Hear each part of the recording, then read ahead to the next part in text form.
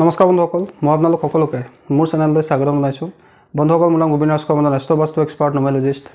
বন্ধুসকল, আপোনালোকৰ সুবিধাৰ্থে মই চেনেলটোত বাস্তুৰ সম্পৰ্কে, সংখ্যাতত্বৰ সম্পৰ্কে, জ্যোতিষৰ সম্পৰ্কে, তাৰ লগতে তন্ত্ৰৰ বিভিন্ন প্ৰয়োগৰ ভিডিঅ'সমূহ ইয়াত আপলোড কৰি থাকোঁ। গতিকে যদিহে আপোনালোকৰ মোৰ চেনেলৰ ভিডিঅ'সমূহ চাই ভাল লাগে, অনুগ্ৰহ কৰি মোৰ চেনেলটো ছাবস্ক্ৰাইব কৰিব, ভিডিঅ'সমূহ লাইক কৰিব, কমেণ্ট কৰিব আৰু যিমান পাৰে শ্বেয়াৰ কৰিব। বন্ধুসকল, আজি মই আপোনালোকৰ লগত আপোনালোকে কোনো ঘৰ বা কোনো ফ্লেট কিনাৰ আগত কি কথা ধ্যান ৰাখিব লাগে সেই বিষয়ে ক'বলৈ আগবাঢ়িছোঁ। বন্ধুসকল, বহুতে যদি কম দামত ঘৰ পায়, মই ইয়াত কেৱল বনাই থোৱা ঘৰৰ কথা কৈছোঁ বা ফ্লেটৰ কথা কৈছোঁ, তেন্তে তেওঁলোকে সদায় প্ৰাইচটোৰ ওপৰত ধ্যান দিয়ে ঘৰটো বা তেওঁলোকে ফ্লেটটো কিনি লয়। কিন্তু লোকে বনাই থোৱা ঘৰ এখন বা ফ্লেট এটা কিনাৰ আগত সেই ফ্লেটটো অকণমান বেকগ্ৰাউণ্ডটো চেক কৰিব লাগে। কিয়নো যদি কোনোবাই সেই ফ্লেটটো বা ঘৰটো বেচিছে, কি প্ৰব্লেমত পৰি তেওঁ সেই ফ্লেটটো বা ঘৰটো বেচিবলৈ বাধ্য হৈছে, বা তাত কোনোবাই আত্মহনন কৰা নাইতো, বা তেওঁলোকৰ কোনো ব্যক্তি অপমৃত্যু হোৱা নাইতো ঘৰৰ। কম দামত ৰোড ছাইডত ঘৰ পাইছোঁ বুলিয়ে বা কোনো চিটি এৰিয়াত মই ঘৰ পাইছোঁ বুলিয়ে বা ফ্লেট পাইছোঁ বুলি পটককৈ কিনি ল'ব নালাগে। ঘৰটোৰ বেকগ্ৰাউণ্ডৰ সম্পৰ্কে, ঘৰটোৰ বাস্তুৰ সম্পৰ্কে অকণমান মন কৰিব লাগে। যধে মধে যদি আপোনালোকে ঘৰ কিনি লয়, ফ্লেট কিনি লয়, কোনো ধৰণৰ বেকগ্ৰাউণ্ড চেক নকৰাকৈ, কোনো ধৰণৰ বাস্তু চেক নকৰাকৈ, তেন্তে আপোনালোকৰ কিন্তু পিছত সমস্যা হ'ব পাৰে। যিকোনো ঘৰ এটা যদি আপোনালোকে কিনে, তেন্তে পোনপ্ৰথমে ঘৰটোৰ যদি কিবা বাস্তু দোষ আছে, সেই বাস্তু দোষখিনি আপোনালোকে প্ৰতিকাৰ কৰি ল'ব। গ্ৰহ শান্তি বা বাস্তু শান্তি পূজা কৰি ল'ব, তাৰপিছত আপোনালোকে ঘৰত প্ৰৱেশ কৰিব। আগৰ মালিকে যদি কিবা সমস্যাত পৰি সেই ঘৰ এৰিছে, আপোনালোকেও কিন্তু সেই সমস্যাৰ চিকাৰ হ'ব পাৰে যদি আপোনালোকে সেই ঘৰখনৰ বাস্তু দোষবিলাক আওকাণ কৰে, ঘৰৰ বাস্তু ঠিক নকৰাকৈ পুনৰ সেইখন ঘৰত আপোনালোকে প্ৰৱেশ কৰে। তাৰপিছত চাব লাগে যে ঘৰখনৰ ৱালবিলাকত ক্ৰেক আছে নেকি। যদি ঘৰখনৰ ৱালত ক্ৰেক আছে, তেন্তে আপোনালোকে সেইখন ঘৰৰ ৱালবিলাক পোনপ্ৰথমে ৰিপেয়াৰ কৰি ল'ব লাগে। আৰু চেক কৰিব লাগে, প্লটৰ আকাৰটো এবাৰ চাই ল'ব। যোনটো ঠাইত ঘৰটো নিৰ্মাণ কৰি থোৱা আছে, প্লটটোৰ আকাৰটো কেনেকুৱা। বৰ্গাকাৰ আৰু আয়তাকাৰ ভূমিকে ঘৰৰ নিৰ্মাণৰ কাৰণে অত্যন্ত ভাল বুলি কোৱা হৈছে। যদি ঘৰখনৰ বাৰীৰ কোনোবা এটা কোণা কাট খাই থাকে, তেনে বাৰীত কিন্তু বসবাস কৰা ব্যক্তিসকল নানান সমস্যা হ'ব পাৰে। গতিকে কৰ্ণাৰবিলাকো চাই ল'ব লাগে যে কৰ্ণাৰবিলাক কাট হৈ আছে নেকি।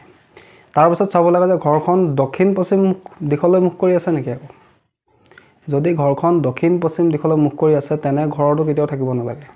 কিয়নো দক্ষিণ পশ্চিম দিশটো ৰাহুৰ দিশ বুলি কোৱা হৈছে। দক্ষিণ পশ্চিমমুখী ঘৰত সাধাৰণতে বিভিন্ন ধৰণৰ সমস্যা হয়, কিন্তু বিশেষকৈ ঘৰখনৰ ব্যক্তিসকলৰ কেৰিয়াৰত সমস্যা হয়, তেওঁলোকৰ পাব্লিক ইমেজ বেয়া হয়, ঘৰত চুৰিও হ'ব পাৰে, ঘৰৰ কোনো ব্যক্তি অপমৃত্যুও হ'ব পাৰে। সেইবাবে কেতিয়াও দক্ষিণ পশ্চিমমুখী ঘৰ আপোনালোকে কিনিব নালাগে। তাৰ আগতে আপোনালোকে ঘৰটো লোৱাৰ আগত সেইকাৰণে ঘৰটোৰ ডিগ্ৰীটো এবাৰ চেক কৰি ল'ব লাগে যে ঘৰটোৰ ডিগ্ৰী 210ৰ পৰা 240ৰ ভিতৰত নেকি। যদি 210ৰ পৰা 240ৰ ভিতৰত সেইখন ঘৰৰ ডিগ্ৰীটো আছে, তেন্তে সেইখন ঘৰ আপোনালোকে কেতিয়াও কিনিব নালাগে। নেক্সট চাব লাগে যে ঘৰটোৰ দক্ষিণ দিশত পানীৰ উৎস আছে নেকি, নদী আছে নেকি, কুঁৱা আছে নেকি, বা পানীৰ বৰিং আছে নেকি, সেইটো কথা আপোনালোকে ধ্যান ৰাখিব। তাৰোপৰি ঘৰখনৰ এণ্ট্ৰিটো চেক কৰিব যে ঘৰখনৰ এণ্ট্ৰিটো কোনফালে আছে, দক্ষিণ পশ্চিম দিশত আছে নেকি। ঘৰৰ মুখ্য দুৱাৰখন বা মেইন গেটখন দক্ষিণ পশ্চিম দিশত নাইতো। যদি আছে, তেন্তে তাৰো আপোনালোকে প্ৰতিকাৰ কৰি ল'ব। তাৰপিছত আপোনালোকে চেক কৰিব যে ঘৰখনৰ ব্ৰহ্মস্থানটোত কিবা দোষ আছে নেকি, ব্ৰহ্মস্থানত কিবা পিল্লাৰ আছে নেকি, টয়লেট আছে নেকি, বা চিৰি আছে নেকি। যদি আছে, তাৰো আপোনালোকে প্ৰতিকাৰ কৰি ল'ব। যধে মধে ঘৰ এখন কম দামত পাইছোঁ বুলি আপোনালোকে কিনি নল'ব বা তাত থাকিবলৈ নল'ব। ঘৰখনত প্ৰৱেশ কৰাৰ আগতে আপোনালোকে পোনপ্ৰথমে ঘৰখন ৰেনোভেশ্যন কৰি ল'ব, ৱালৰ ক্ৰেকবিলাক ঠিক কৰি ল'ব, কালাৰ কৰি ল'ব দৰকাৰ হ'লে। তাৰপিছত বাস্তু পূজন কৰি সেইখন ঘৰত আপোনালোকে প্ৰৱেশ কৰিব। বন্ধুসকল, বাস্তু এনেকুৱা এটা প্ৰেক্টিকেল চায়েন্স যি আমাক সদায় প্ৰভাৱিত কৰি থাকে। আমি বিশ্বাস কৰোঁ বা নকৰোঁ, যদি আমাৰ ঘৰত বাস্তুদোষ থাকে, সি লাহে লাহে হ'লেও আমাক এফেক্ট কৰিবই কৰিব। বন্ধুসকল, প্ৰত্যেকৰে এখন ঘৰ লোৱাটো এটা সপোন থাকে। গতিকে ঘৰখন আমাৰ সপোনৰ ঘৰ, সেইখন ঘৰত যাতে আমি পৰিয়ালৰ সৈতে সুখে সমৃদ্ধিৰে থাকিব পাৰোঁ, সেইকাৰণে আমি সদায় ঘৰখনৰ বাস্তু আমি চাই ল'ব লাগে। ঘৰখনৰ চাৰিওদিশতে গ্ৰহৰ স্থান আছে, অষ্টলক্ষ্মীৰ বাস আছে, 45জন দেৱতাৰ স্থান আছে, ঘৰখনৰ ব্ৰহ্মস্থান ব্ৰহ্মাৰ স্থান আছে। ঠিক তেনেকৈ প্ৰত্যেকখন ঘৰে একোজনকৈ বাস্তু পুৰুষো থাকে। প্ৰকৃতিৰ নিয়ম পালন কৰি ঘৰ নিৰ্মাণ কৰাই হৈছে বাস্তু।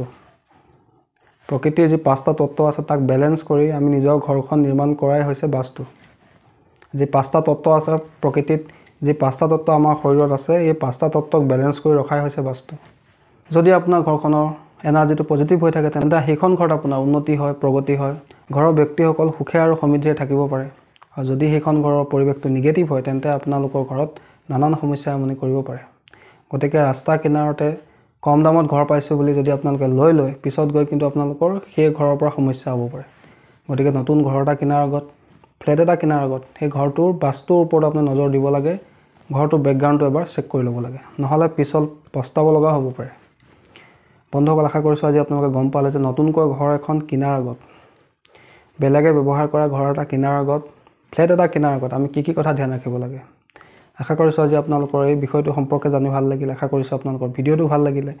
যদি ভাল লাগিলে অনুগ্ৰহ কৰি ভিডিঅ'টো লাইক কৰি দিব, কমেণ্ট কৰিব আৰু মোৰ চেনেলটো ছাবস্ক্ৰাইব কৰিব। ধন্যবাদ।